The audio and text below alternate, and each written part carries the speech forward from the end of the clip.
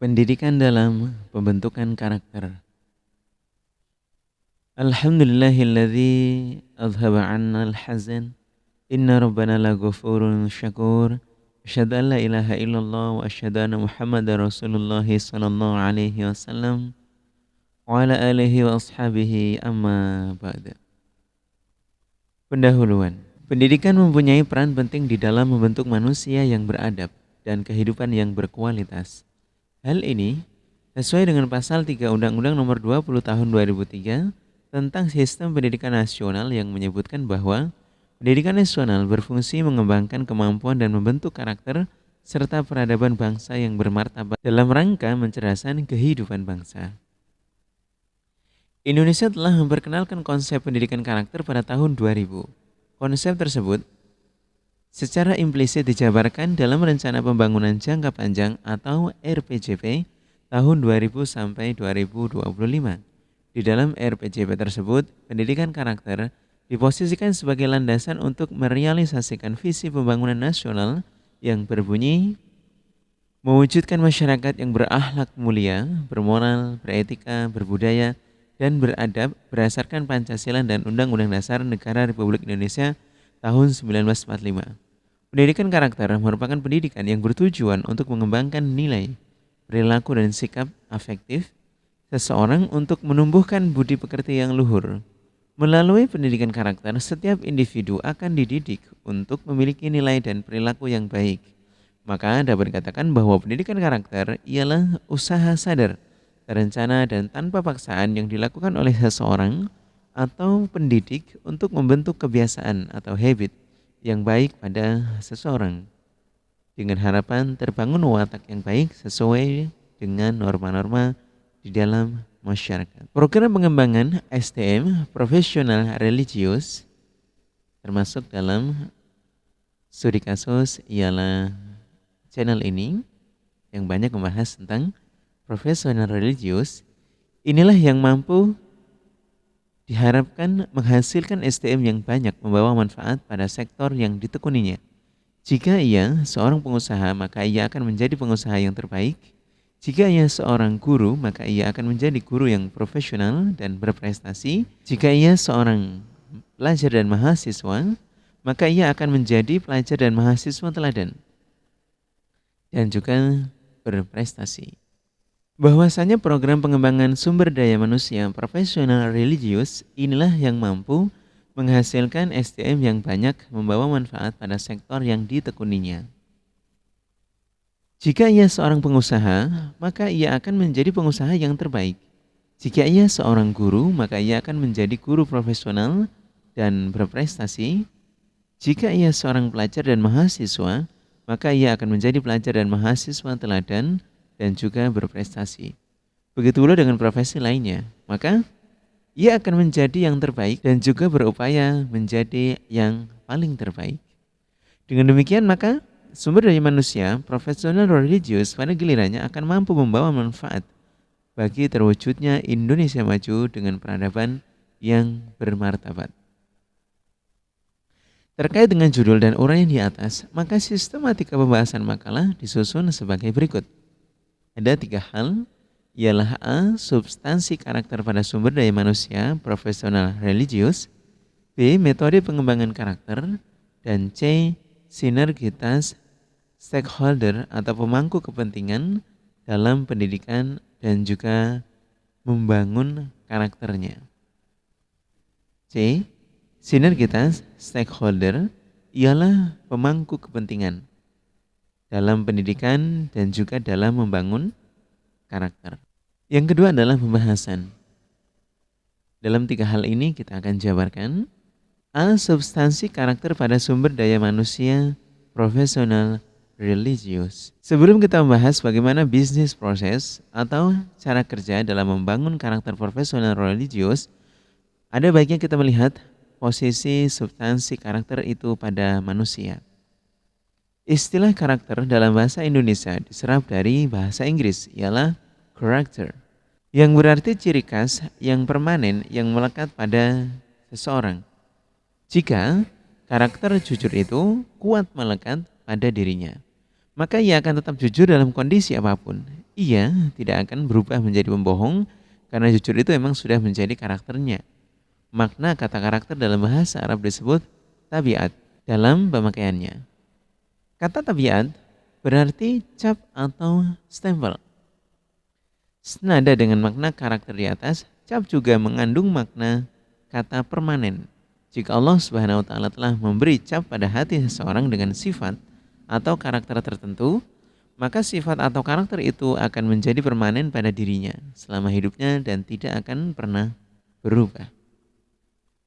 Selain kata karakter dan kata tabiat, kata lain dalam bahasa Inggris yang seringkali dipergunakan untuk merujuk karakter adalah self-concept atau konsep diri, yang berarti nilai dasar yang dimiliki, yang juga berarti sifat yang melekat permanen, sehingga seolah-olah sifat tersebut dibawa sejak lahir. Lalu di manakah posisi karakter atau tabiat atau konsep diri dalam diri seseorang sebenarnya? Untuk menjawab pertanyaan ini, Spencer dan Spencer 1993 mencoba menunjukkan posisi karakter pada bangunan kompetisi atau kemampuan yang terdapat pada diri manusia. Kedua pakar ini menggambarkan bahwa kemampuan seseorang melakukan sesuatu dapat diibaratkan seperti sebuah bongkahan es atau iceberg di lautan, di mana pada bongkahan es tersebut terdapat bagian yang terlihat karena berada di atas permukaan laut, dan juga terdapat bagian yang tidak terlihat karena berada di bawah permukaan laut. Bangunan kompetensi dimaksud dapat kita lihat pada gambar seperti berikut.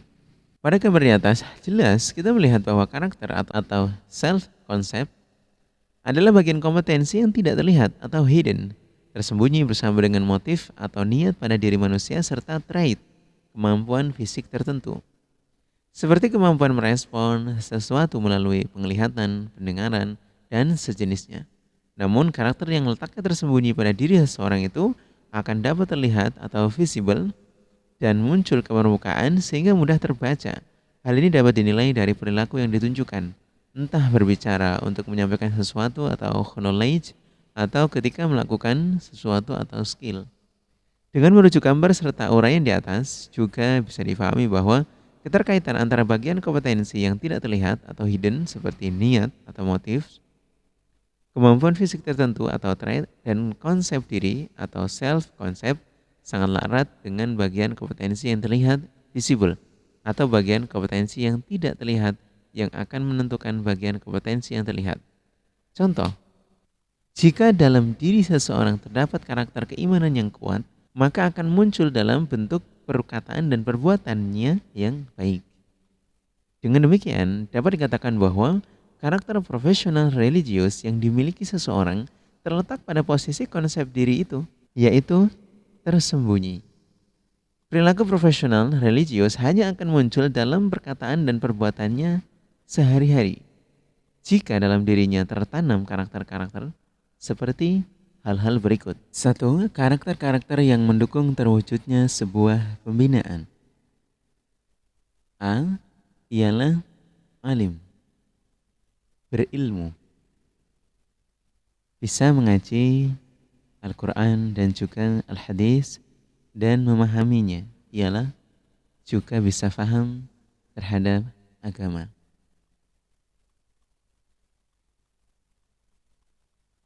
Generasi sebagai pemegang tongkat estafet perjuangan harus mampu menghadapi tantangan era global dan pengaruh kerusakan zaman akhir, serta memenangkan kompetisi dengan bermodalkan ilmu dan kefahaman.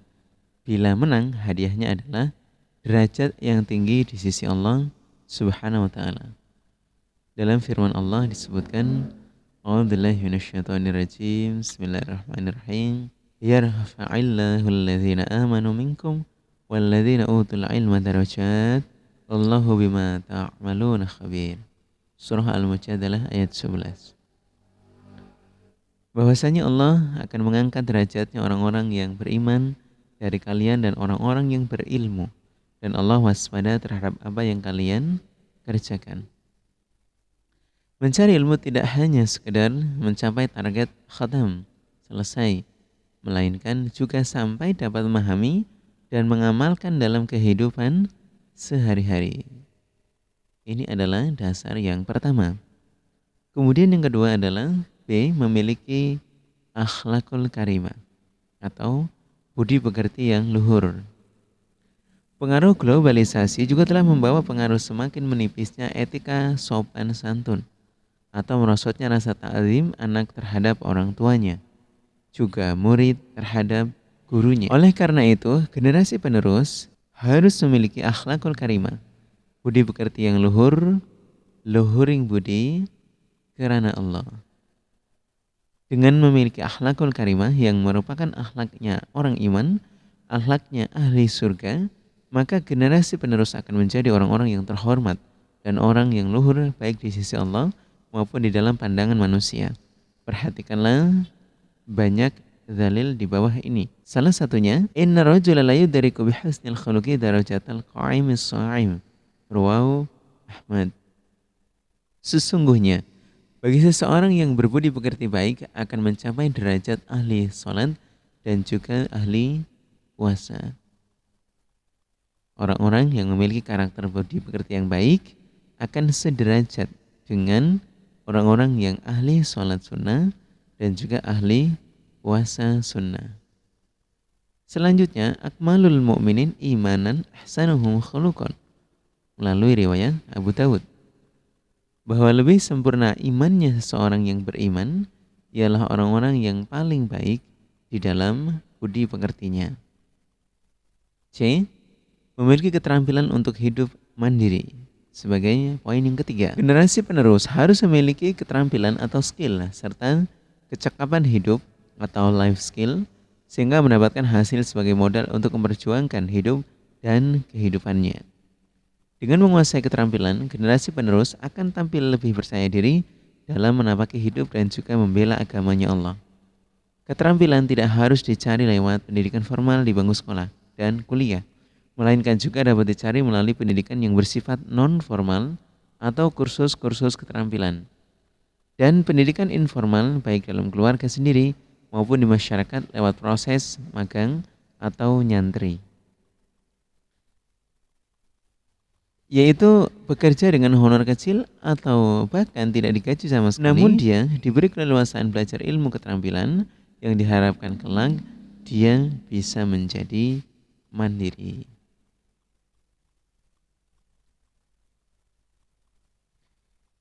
Poin kedua, terbentuknya generasi penerus yang bertabiat luhur. Yang pertama adalah jujur. Jujur adalah berkata benar. Jujur adalah berkata yang benar, polos, apa adanya, tidak berdusta dan tidak menipu. Jujur adalah sifat yang sangat mulia dan juga merupakan sikap yang luhur, baik menurut pandangan agama ataupun pandangan manusia.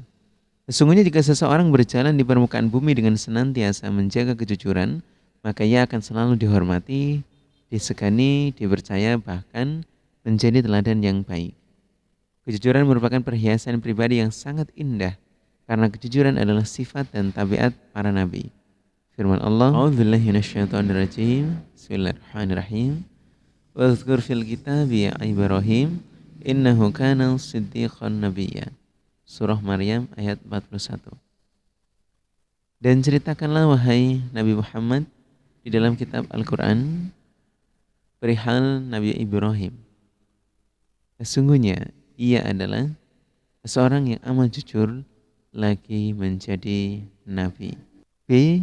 Amanah. Amanah berarti bisa dipercaya dan menjaga kepercayaan itu, menyampaikan hak kepada yang berhak menerima dan tidak berkhianat atau tidak merusak kepercayaan. Amanah adalah sikap yang mulia. Dengan memiliki sikap amanah, seseorang akan menjaga, memelihara dengan baik pada amanah yang diamanatkan atau dipercayakan kepadanya. Mempunyai sifat amanah merupakan kewajiban bagi setiap orang iman. Perhatikanlah dasar-dasar dalil di bawah ini. A'udzubillahi minasyaitonirrajim. Bismillahirrahmanirrahim. Innallaha ya'murukum an tu'addul amanati ila ahliha. Surah An-Nisa ayat 58. Al-ayat. Sesungguhnya Allah memerintahkan kepada kalian untuk mendatangkan atau menyampaikan amanat-amanat pada ahlinya, kepada orang yang berhak menerimanya. Dan juga satu dasar dalil di bawah ini, addil amanati, ulang, addil amanata ila mani tamanaka wala takhun man khonaka. Sampaikanlah amanat pada orang-orang yang mempercayaimu dan janganlah mengkhianati orang-orang yang mengkhianatimu. Dalam artian, janganlah membalas kejahatan dengan perilaku jahat pula. C. Mujahid muzhid. Mujahid artinya kerja giat, semangat, berhasil, dan korup. Muzhid artinya tirakat banter, hidup hemat, gemi, setiti, hati-hati, kasih, tidak boros, serta bisa mengukur kemauan dengan kemampuan. Rasulullah Shallallahu Alaihi Wasallam bersabda, "Qad aflahal muzhidul mujahidu." Rawahu Ahmad. Para generasi penerus supaya bisa mempraktekkan hidup sederhana, hasil yang didapat dari bekerja jangan digunakan untuk berfoya-foya, pesta pora, hidup boros, berlagak jadi bos. Tidak bisa mengukur kemauan dengan kemampuan. Artinya, memubazirkan harta, lupa akan kewajiban, ialah infak, sodako, zakat haji, dan juga membantu para duafa dan lain-lain. Ingatlah firman Allah dalam kitabillah, A'udzubillahi minasyaitonirrajim. Bismillahirrahmanirrahim. Wa qulu washrabu wa la tusrifu innahu la yuhibbul musrifin. Surah Al-A'raf ayat 31. Yang artinya, dan makanlah serta minumlah dan janganlah kalian melampaui batas. Janganlah israf. Sesungguhnya Allah tidak suka terhadap orang-orang yang melampaui batas, atau di dalam bahasa Arab disebut dengan israf. D. Rukun. Rukun berarti saling mengasihi, saling memaafkan, bantu-membantu, saling mendoakan yang baik, dan kalau bertemu sesama saudaranya, diusahakan dengan wajah yang ceria, tidak punya unek-unek jelek, dengki, serai, dan iri hati. Rukun merupakan buah dari baiknya akhlak. Rukun berakar pada hati yang bersih dan sifat yang tercela, tercermin dalam sifat saling mengasihi, saling menyayangi, saling ridho, saling memaafkan, bersatu hati, dan bersaudara. Bibit rukun telah Allah tanamkan di dalam lubuk hati orang iman bersamaan dengan hidayah yang Allah anugerahkan. Kerukunan merupakan nikmat Allah yang sangat mahal harganya, yang dapat langsung dinikmati orang-orang iman dalam kehidupan mereka di dunia setelah mendapatkan hidayahnya Allah, sesuai dengan firman Allah di dalam kitabillah, A'udzubillahi minasyaitonirrajim. Bismillahirrahmanirrahim. Wadhkuru ni'matallahi 'alaikum idh kuntum a'da'an fa'alafa baina qulubikum fasbahtum bi ni'matihi ikhwana. Surah Ali Imran ayat 103 al-ayah. Dan ingatlah nikmat Allah kepada kalian ketika itu kalian saling bermusuhan. Kemudian Allah mengumpulkan hati kalian sehingga kalian menjadi bersaudara sebab nikmatnya Allah. Ini adalah bibit kerukunan yang Allah tanamkan ketika Allah telah memberikan hidayah kepada hambanya. Kompak. Dalam kegiatan-kegiatan yang telah menjadi hasil kemufakatan dikerjakan bersama-sama dengan giat, senang gembira, dalam bahasa Jawa, khulubis kuntul baris, sa'iyak sa'ikoproyo, atau seiya sekata. Di dalam kehidupan banyak hal yang harus dikerjakan agar pekerjaan itu tidak terasa berat. Agar dapat mudah dan lancar dikerjakan maka diperlukan kekompakan. Dengan kekompakan akan saling membantu serta saling memperkuat. Demikianlah kekompakan orang iman yang digambarkan dalam sabda Rasulullah Sallallahu Alaihi Wasallam melalui riwayat Bukhari, al-mu'minuna lil mu'min kal bunyan yashuddu ba'duhu ba'dha. Orang iman terhadap orang iman yang lain sebagaimana bangunan yang bagian-bagiannya saling memperkuat. Kerjasama yang baik. Yang dimaksud kerjasama yang baik adalah saling peduli, saling mendukung, saling melancarkan, saling menjaga perasaan, tidak saling menjegal, tidak saling menjatuhkan, tidak saling merugikan, dan tidak saling memfitnah. Kerjasama yang baik bukan sekedar bekerja sama-sama, tetapi juga kerjasama yang mengandung ketaatan, ketakwaan, dan kerjasama yang hasilnya membawa kebaikan bersama atau untung menguntungkan. Kerjasama yang baik sesama orang iman adalah perintahnya Allah berdasarkan firman-Nya Allah di dalam Al-Qur'an, A'udzubillahi minasyaitonirrajim. Bismillahirrahmanirrahim. Wa ta'awanu 'alal birri wat taqwa wa la ta'awanu 'alal itsmi wal 'udwan. Surah Al-Maidah ayat 2, Al-Ayah. Dan tolong-menolonglah atas kebaikan dan ketakwaan, dan janganlah kalian tolong-menolong atas dosa dan permusuhan. Karakter-karakter yang mampu memahami dan mempraktekkan dasar-dasar keimanan. Yang pertama adalah bersyukur. Ialah mensyukuri semua pemberian dan anugerah dari Allah Subhanahu wa taala. Sebagai generasi penerus yang telah diberi hidayah dan dipilih oleh Allah menjadi hambanya, yang alhamdulillah diberi kemampuan bisa menerima dan menjalankan kewajiban beribadah sesuai dengan petunjuknya Allah maupun al-hadis, maka supaya merasa bersyukur karena itu menunjukkan bahwa Allah telah mengeluarkannya dari zaman jahiliyah menuju alam hidayah. Allah menyelamatkan dari ancaman siksa neraka, dan Allah menjadikan seorang yang mulia menjadi calon ahli surganya Allah.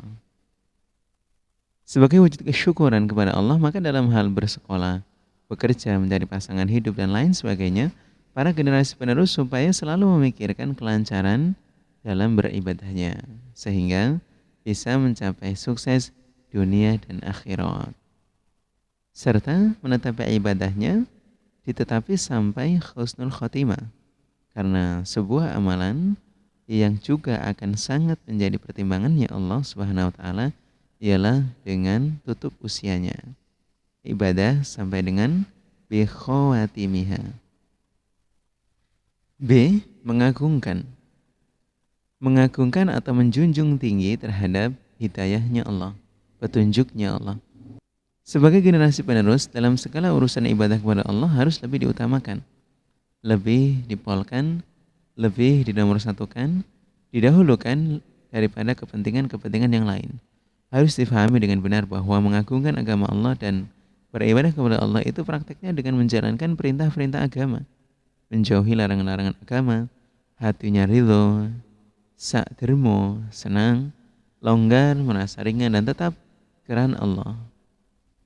Termasuk praktek dari mengagungkan hidayahnya Allah adalah mengagungkan sya'airullah, tanda-tanda keagungannya Allah, dan mengagungkan semua yang diagungkan oleh Allah melalui kitabillah dan juga sunnah-sunnahnya.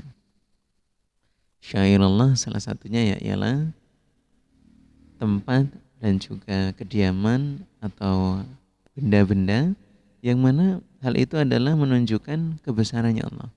Itu harus diagungkan, seperti masjid dan juga kitabillah Al-Quran dan juga alat-alat ibadah yang kita punya di rumah. Di era modern seperti sekarang ini, terkadang etika sopan santun mulai diabaikan.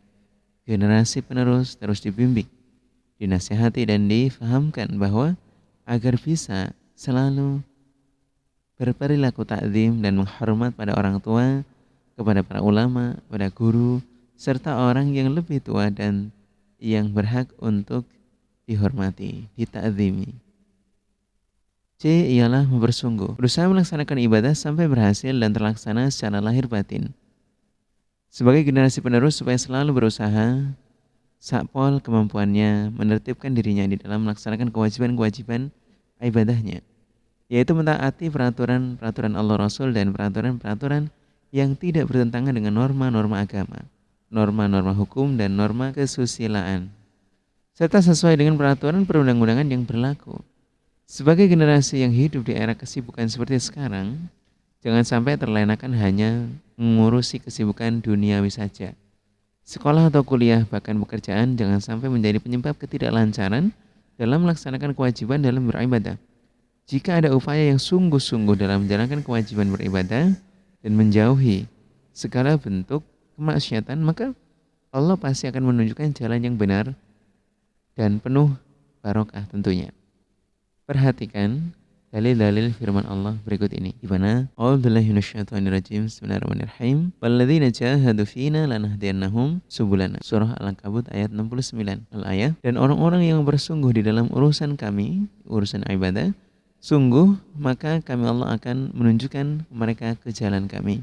Barang siapa yang berupaya melakukan dengan sungguh-sungguh, maka Allah akan memudahkan terhadap apa yang dia cita-citakan, apa yang dia upayakan. Kemudian melalui riwayat Ibnu Majah disebutkan, ya ibn Adam tafarrau la ibadati amla sodorka ginan wa syudda faqaraka wa ilam taf'al malatu sodorka suglan wa lam asyudda faqaraka. Wahai anak Adam, sempatkanlah, perlukanlah ibadah kepadaku Allah, maka aku Allah akan memenuhi hatimu dengan kekayaan, dan aku Allah akan menutupi kefakiranmu, dan kalau kamu tidak mengerjakan, maka aku Allah akan memenuhi hatimu dengan kesibukan-kesibukan, dan aku Allah tidak menutupi kefakiranmu, kebutuhanmu, keperluanmu. Akan banyak tersibukkan, lebih sibuk mengurusi dunia dibandingkan urusan agama ataupun ibadah. Kalau kita berbicara tentang urusan duniawi, terkadang kita perlu menelaah sebuah hasil akhirnya. Dalam mengurusi ibadah ataupun mengurusi masalah tatanan ibadah kepada Allah, mengurusi masalah beribadah kepada Allah, puncaknya adalah sebuah ketenangan diri. Puncaknya adalah keabsahan ilmu. Puncaknya adalah hati yang terjaga, dan juga ibadah yang benar, yang tenang, yang ikhlas. Namun dalam urusan keduniaan biasanya akhirnya adalah kesibukan terus. Walaupun ujungnya adalah kekayaan mungkin, kemudian keberhasilan dalam finansial, tapi belum tentu hatinya kemudian bisa tenang seperti halnya di dalam mengurusi ibadah kepada Allah.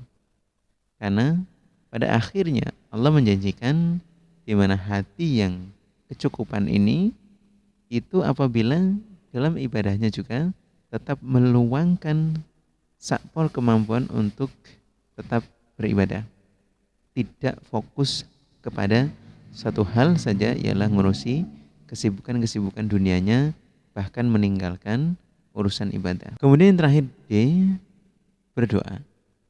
Mohon kepada Allah agar keimanan atau hidayah selalu ditetapkan dalam dirinya.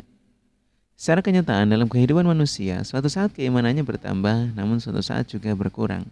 Maka agar hidayah, keimanan yang telah Allah berikan kepada kita selalu ditetapkan dalam diri kita, hendaknya di waktu-waktu yang mustajab serta di tempat-tempat yang mustajab, supaya memperbanyak berdoa, terutama minta ketetapan iman atau hidayah, seperti doa-doa berikut ini. Ialah Rabbana la tuzigh qulubana ba'da idh hadaitana wa hab lana min ladunka rahmah innaka antal wahhab. Surah Ali Imran ayat 8. Atau ya muqallibal qulub tsabbit qalbi ala dinik, rawahu Tirmidzi, serta doa-doa lain yang isinya adalah tentang kebaikan-kebaikan untuk kita.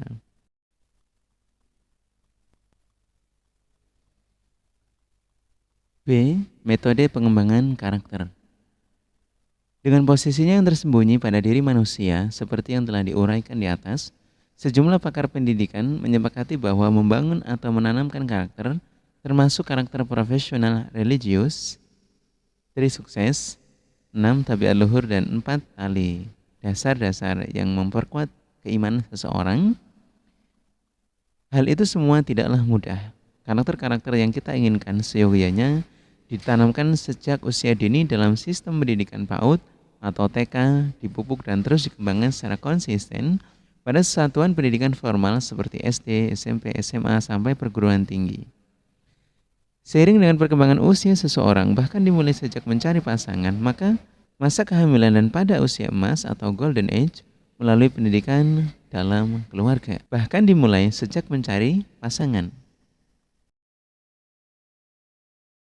Konsistensi usaha pembangunan karakter ini penting agar karakter-karakter tersebut benar-benar mendarah daging, atau dalam bahasa Jawa balung sumsum, dan terinternalisasi secara kuat pada diri seseorang. Jika penanaman karakter itu dimulai di usia remaja atau dewasa, hasilnya tidak akan maksimal. Dalam Peraturan Presiden Nomor 87 Tahun 2017 tentang penguatan pendidikan karakter, tegas dinyatakan bahwa penguatan karakter dilakukan melalui harmonisasi olah hati, olah rasa, olah pikiran, dan olahraga.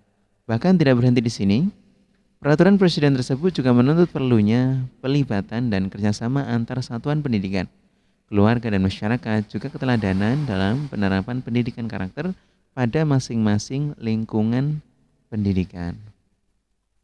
Pendidikan karakter dapat menjadi lebih mudah apabila seluruh stakeholder pendidikan mulai dari pengelola yayasan, kepala sekolah, guru, tenaga kependidikan, pamong, mubalik atau mubalighot, seorang penyampai agama, dan juga orang tua. Semuanya bisa menjadi model-model atau panutan karakter-karakter yang diajarkannya. Seiring dengan hal di atas, ialah Abdullah Nasih Ulwan 2007 berpendapat bahwa pendidikan karakter atau al-tarbiyah al-khuluqiyah adalah serangkaian prinsip-prinsip karakter yang wajib diinternalisasikan kepada anak-anak agar menjadi kebiasaan sejak usia dini hingga usia dewasa atau balik. Menurutnya, ada 5 cara yang harus dipersiapkan untuk menggapai kematangan yang sempurna secara mental, moral, saintikal, yaitu 5 cara diantaranya adalah metode-metode yang sangat mendukung untuk sebuah pendidikan. Ialah sebagai berikut. 1. Pendidikan dengan keteladanan. Pendidikan keteladanan dianggap jurus yang paling ampuh dalam menyelesaikan permasalahan akhlak, spiritual, dan sosial anak. Oleh sebab itu, pendidikan orang tua, pendidik atau pengajar, dan pendidikan ataupun lingkungan sekitar harus memberikan teladan yang baik untuk anak. Karena apapun yang anak lihat di sekitarnya itulah yang mereka akan tiru.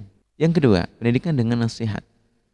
Memberikan nasihat dapat menimbulkan wawasan anak tentang hakikat sesuatu, sehingga akan memberikan manfaat baik pada anak-anak yang dapat membuka pintu hati dengan dorongan untuk bersikap yang lebih baik atau memperbaiki sikap ke arah yang positif.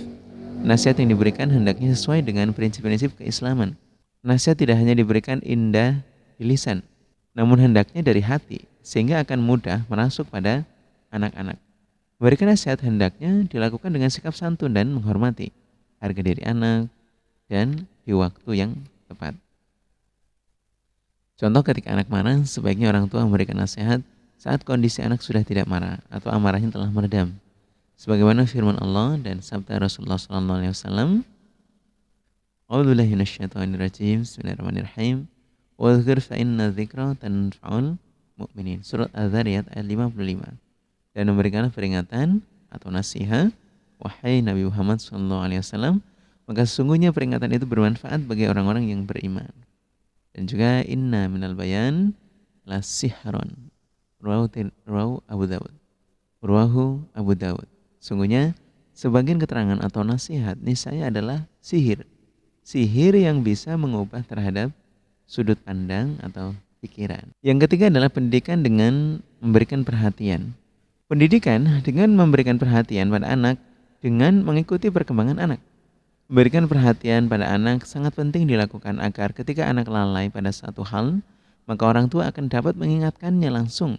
Memberikan perhatian dapat merupakan tindakan preventif terhadap perilaku buruk seorang anak.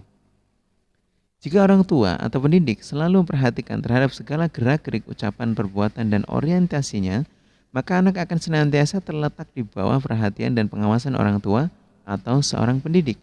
Jika melihat sesuatu yang baik, maka doronglah sang anak itu untuk melakukannya dan berikan apresiasi. Dan jika melihat sesuatu yang jelek, maka cegahlah mereka dan berilah pengertian serta jelaskan akibat jelek yang membahayakannya. Jika pendidik melalaikan anak didiknya, sudah barang tentu anak didik akan menyeleweng dan terjerumus ke jurang kehancuran.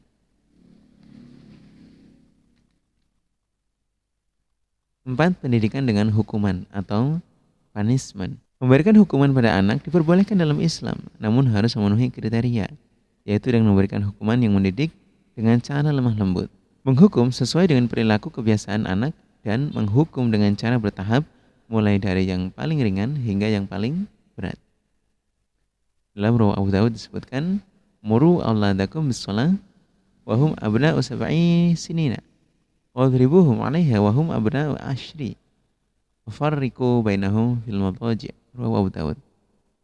Perintahlah anak-anak kalian untuk mengerjakan sholat ketika berumur 7 tahun dan pukullah mereka ketika meninggalkan salat saat berusia 10 tahun. dan pisahkanlah di antara mereka di dalam tempat tidurnya antara anak laki-laki dan anak perempuan. Yang terakhir, yang kelima, pendidikan dengan pembiasaan. Pendidikan dengan pembiasaan sangat penting bagi kehidupan manusia. Kebiasaan-kebiasaan baik yang melekat pada diri seseorang dapat menjadi kebiasaan dalam kehidupan sehari-hari dan sekaligus sebagai sumber kekuatan yang positif. Sangat dianjurkan kepada para pendidik dan orang tua agar memusatkan perhatian mereka pada pembiasaan kebaikan dan segera melakukan pembiasaan yang baik secepat mungkin sebelum terlambat. Hal ini sangat penting dalam menjalankan kehidupan di masa-masa mendatang. Bagian terakhir dalam video ini ialah orang tua. Keluarga ibarat sekolah pertama sebagai pusat untuk menumbuh kembangkan kebiasaan atau tabiat yang tadi kita bahas, untuk mengecari pengetahuan dan pengalaman. Keluarga adalah perantara untuk membangun kesempurnaan akal anak, dan kedua orang tuanya lah yang bertanggung jawab untuk membangun, mengarahkan, dan mengembangkan karakter anak. Orang tua merupakan stakeholder utama pembentukan karakter anak. Karena dari orang tua, anak belajar tentang perilaku-perilaku yang menjadi dasar pembentukan karakter mereka sepanjang hidupnya. Anak mengenal dunia pertama kali dari keluarga. Orang tua adalah pendidik karakter yang efektif, yang karena orang tua lah yang memberikan pengalaman pertama dan seterusnya kepada anak sejak dari lahir. Dalam sistem pendidikan karakter, orang tua tidak boleh memiliki prinsip bahwa pembentukan karakter putra-putrinya diserahkan sepenuhnya kepada pendidikan di sekolah. Sebagai tambahan, sinergitas stakeholder pemangku kepentingan pendidikan dalam membangun karakter ialah ada beberapa kalangan. Yang pertama adalah pengelola yayasan, yang kedua adalah kepala sekolah, yang ketiga adalah guru, yang keempat adalah tenaga kependidikan, yang kelima pamong, yang keenam adalah seorang penyampai, baik itu mubaligh seorang laki-laki ataupun penyampai seorang perempuan atau mubaligh. Dan yang paling utama ialah ketujuh, orang tua itu sendiri.